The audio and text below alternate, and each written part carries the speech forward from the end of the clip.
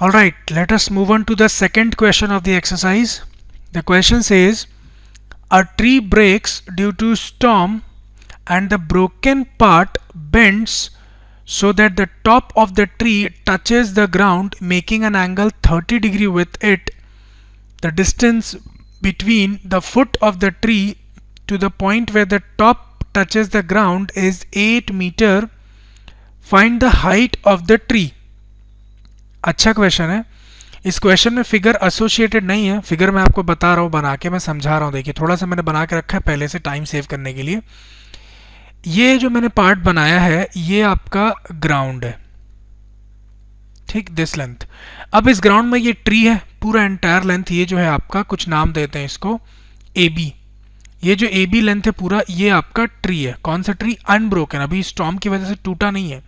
और इस पूरे ट्री का लेंथ है से एच, और यही लेंथ हमको डिटरमाइन करना है. ये एच कितना हाइट था ट्री का वो हमको फाइंड आउट करना है. कोई सा भी एच लिख सकते हैं आप, कैपिटल स्मॉल, ठीक है. मैं ठीक से लिख देता हूँ उसको. ये हाइट है आपके पास एच. अब आप देखिए ड्यू टू स्टॉर्म क्या हुआ, ट्री जो है कहीं से वो टूट गया, से यहाँ कहीं से टूट गया. इसका नाम मैं पी दे देता हूँ. इस पी पॉइंट से ट्री जो है वो टूट गया. ट्री का जो पार्ट ए पी पार्ट है इसका भी कुछ लेंथ होगा से एक्स. ये जो एक्स लेंथ है ए पी, यहां से ट्री टूट के बेंड होके जमीन पे नीचे गिर रहा है. तो ये बेंड होके जब जमीन पे नीचे गिर रहा है तो वो एंगल बना रहा है 30 डिग्री का. इसका भी कुछ नाम देते हैं से सी, ठीक. और अगर ये जो पार्ट है एपी यही टूट के नीचे गिरा है, इसका मतलब length AP is equal to length CP और पीसी, जो बोल लीजिए आप. तो ये जो लेंथ है वो इस AP के बराबर ही होगा. तो अगर मैंने इसको x बोला तो ये भी क्या हो जाएगा आपका x, और जो रिमेनिंग पार्ट है PB उसको आप y बोल दीजिए. अगर आप PB को y बोल रहे हैं और AP को x बोल रहे हैं तो लेंथ h जो है ट्री का वो कितना होगा, x प्लस वाई, ठीक. तो मैं लिख देता हूं required height of tree h is equal to x plus Y. अब आपको x और y बस निकालना है और आपका आंसर आ जाएगा. इस बीच आपको एक चीज और गिवन है कि ये जो पार्ट है ए बी, इसका जो टॉप पार्ट है ए, वो ग्राउंड को टच कर रहा है से सी पॉइंट पे, making an angle of 30 degree with the ground. और ये जो सी पॉइंट है वो ट्री के फुट से, ये ट्री का फुट है, उससे कितने दूर है वो 8 मीटर. ये डिस्टेंस भी गिवन है आपको, एज ये क्वेश्चन में देख सकते हैं आप 8 मीटर गिवन है आपको. अब अगर आप ध्यान से देखें, ट्री जो होता है वो ग्राउंड के साथ कैसा होता है, वर्टिकल.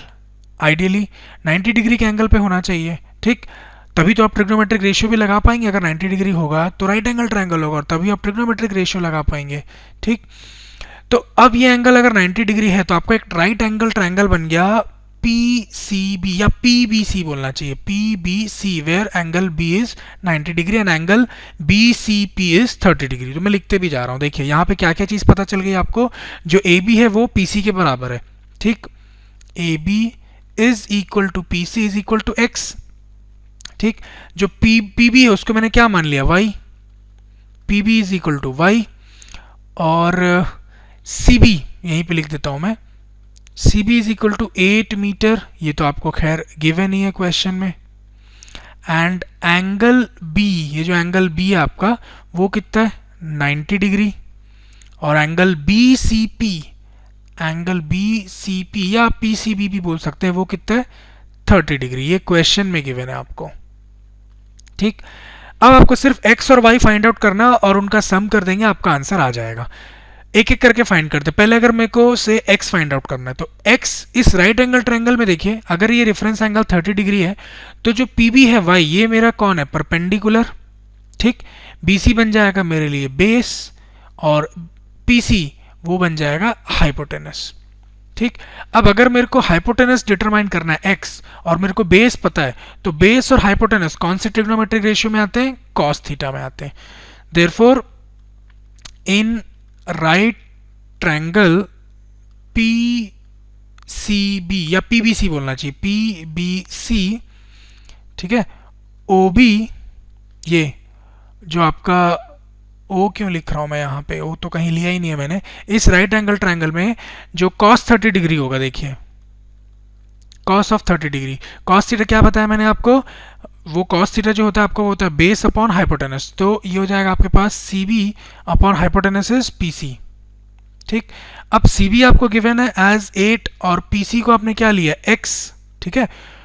cos 30 डिग्री कितना होता है, cos 30 डिग्री होता है √3/2 इज इक्वल टू 8/x, ये x लिखा हो यहाँ पे, क्रॉस मल्टीप्लाई करिए तो आपको मिल जाएगा √3x is equal to 16 which gives x as 16/√3।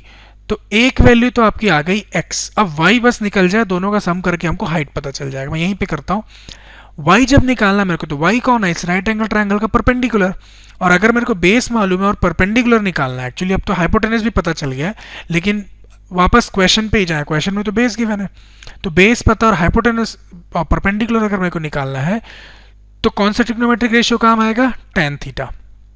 ठीक, तो यहां पे लिखूंगा मैं again PB which is perpendicular upon CB which is base is equal to tan of 30 degree.